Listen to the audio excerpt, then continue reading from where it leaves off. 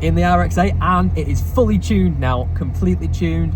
It allegedly spits blue flames. Allegedly. Cannot deny or confirm this. Definitely no confirming that. It idles a lot better now. It raps better at idle on a lower idle as well. Even with the AC on, you know, it's a lot better than what it was. And you know, literally this morning we've just had to do like an ESS reset and just everything like that, just to get all the fuel trims back into order, because the fuel trims were a little bit wacky. But it's all good now. We're going to go out on a drive, we're going to enjoy ourselves, we're going to talk about the car, see how it's feeling now that we can fully redline it, which is amazing. Chloe's literally not been in the car since it's tuned, because my dad came with me to get it tuned, and then went bowling with my friends, but you were already away, weren't you? Yeah, so you didn't even come to that. So we met in the middle. And yeah, that was an awful drive. Again, M6, terrible traffic. But let's get going and we'll see what's going on. Hopefully the Insta360 stays on the back, because it's the first time I ever drove with it on the back of the car. So this might turn into a disaster. Hopefully not. Hopefully not.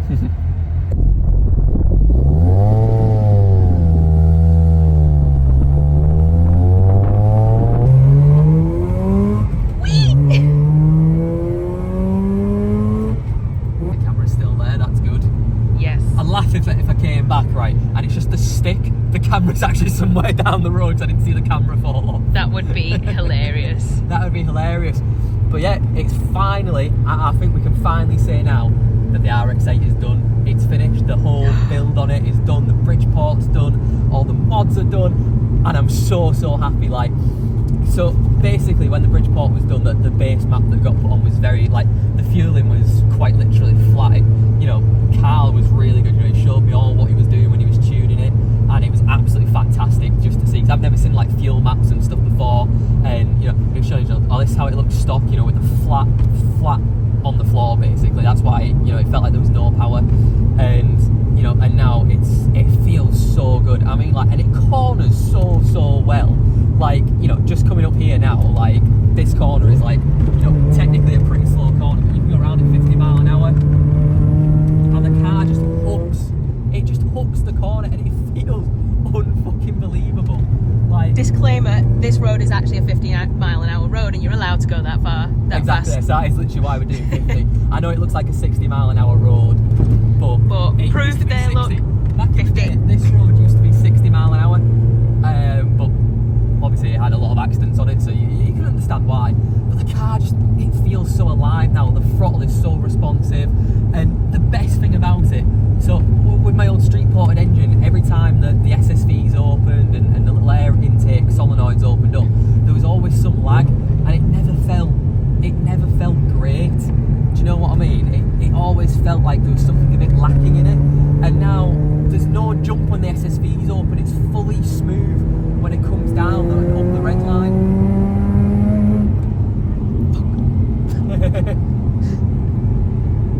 And like I said, it allegedly has pops and bangs again, which we cannot confirm or deny. It's not as bad as last time allegedly, but you know, sociable. We'll call it sociable.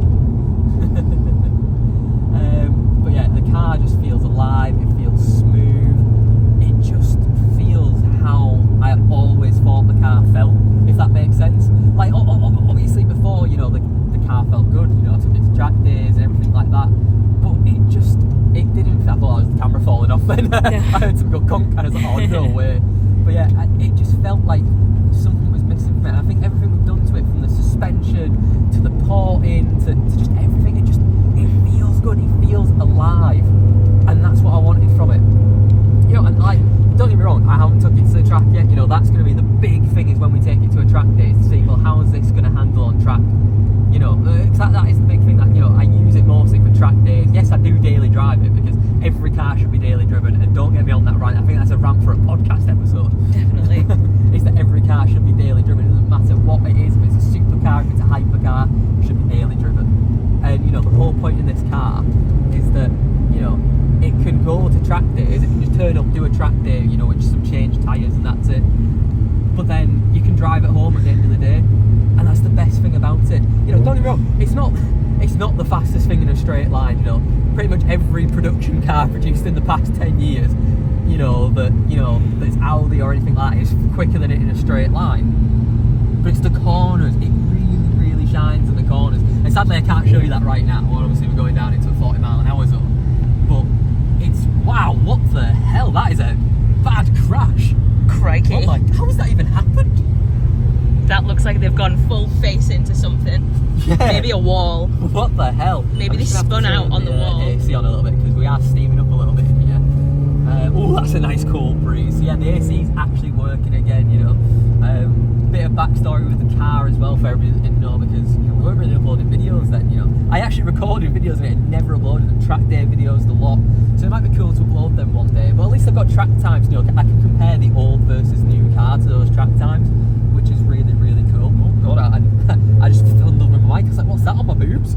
It's my microphone. But there's a spot down here that we're going to pull up in, just let some traffic go by, because there's a really fun section of road next that, you know, keeping it 40, 50 mile an hour, it's really fun because it's just twisties constantly, and it will really just show off how well the car just handles, really.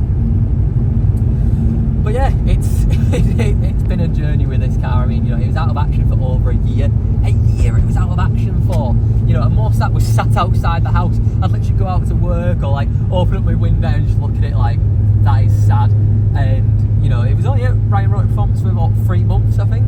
And those lads did everything that you could possibly think of to this car to get it back to where it should be. And we're just going to pull in here, let some traffic go by.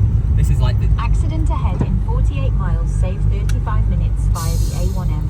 Sorry, there's an accident. Yes, so we are actually going away today, but we thought we'd come and record a video beforehand. And that's obviously why we came here. But as you can tell, there's been an accident on the road again. I believe that must be the M6. It's got to be the M6. I told it not to go the M6 4 miles, though. turn right onto the A590. I thought I turned her off. No, you turned it back on. Right, okay, I'm just going to turn this down, because I want to turn it off in case it interacts with the phone with it being hooked up to CarPlay and stuff. Do you know what I mean? Because that's the last thing that I want to do. But yeah, actually, you know, the car sounds like, you know, at idle, even with, like, we've got the AC on at the moment, it sounds really good at idle now, which it was struggling with the other day, you know. That was after it got tuned as well at the idle, but, you know, Carl, really helpful on the phone, and they even offered to send out the laptop to, you know, help out with, you know, data logging and everything, which was great. But luckily, the first fix they've told us looks like it's fixed it, so absolutely fantastic. Like I said, we're going to let some traffic go by, because, you know, they are quite tight roads down here, so people usually drive about 20-25 mile an hour. So if you are going to do the speed limit, you want to make sure that you give yourself a good, like, bit to go, basically.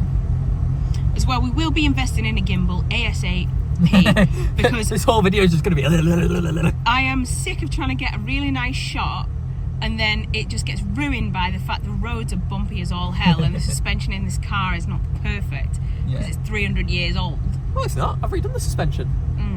It's got those the whole car is 300 years old now.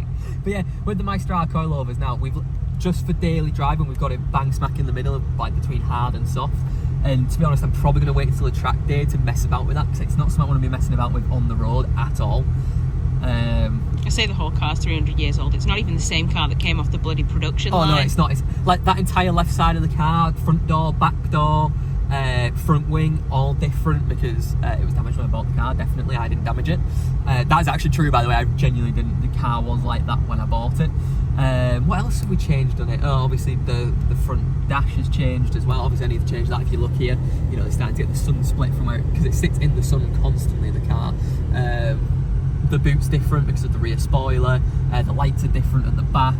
The seats are different. Well, one of the seats is different. You know, there's loads of stuff on this car that we've changed over the course of, what, 4 or 5 years of ownership.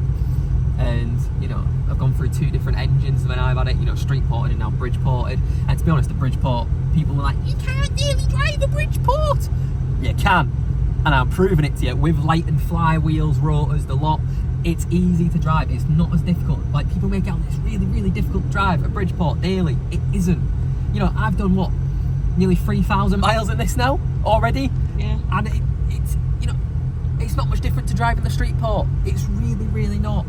And the fuel economy, what, there's about 5 mile in it. Like, literally, there's about 5 mile in a full tank to what it was getting. So, is it really any different? Not really. No, it's not at all. So, yeah. Right, we're going to get going, I think. It looks like we've got enough traffic space. I'm going to apologise in advance for the camera work. I'm going to try my best.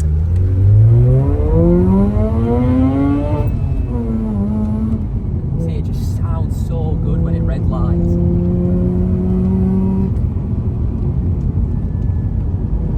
Like I said, the roads are a little bit wet, so we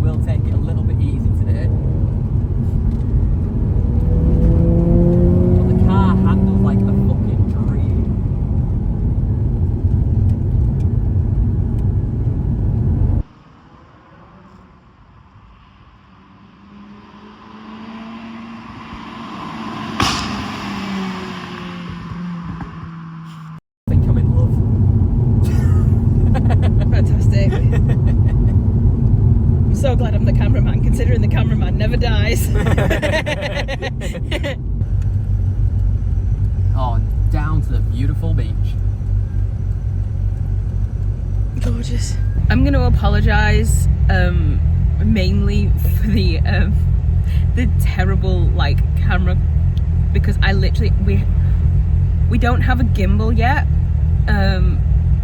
We're still investing in equipment to make these videos as best as they absolutely humanly possibly can be, and obviously the gimbal is next. Maybe the gimbal should have been first before the microphones, but yeah, obviously we have the microphones. The gimbal is next. In fact, I might even buy one while we're on this holiday, because I'm sick to death of the shaky camera work. It's gonna make everyone travel sick, and that's the least thing I want from car videos. Anyway, I just thought I'd add that in there as the little cameraman, because I'm sick to death of this camera work. It frustrates me every time. Yeah, exactly. But yeah, as you can see, the car handles beautifully. I can't wait to see the footage out back. Obviously, you've already seen it before I've seen it. Yeah. Well, technically I have, but in the context of the video, they've seen it first. That's a weird I think you're quantum mechanics. You're getting a little bit meta there. Yeah, that's very meta, very quantum mechanics. But yeah, beautiful day. We're going to go head off to York now, so we've got a hell of a drive ahead of us. Yeah. You know, we might even record some footage on the way up or while we're there. We actually have no idea. But yeah, we're going to set up now. Chloe's going to go get some rollers just for the rest of the video, and it's been perfect. Hopefully, you know, the next video she's probably going to be Blyton Park at the track day. Wow. So I'm really looking excited. forward to that. It's really old tyres, so it's going to be interesting to see how those tyres grip up, because they've done like 6-7 really long track days now. So we'll see how they do, and yeah, we'll see you all in the next video. Peace.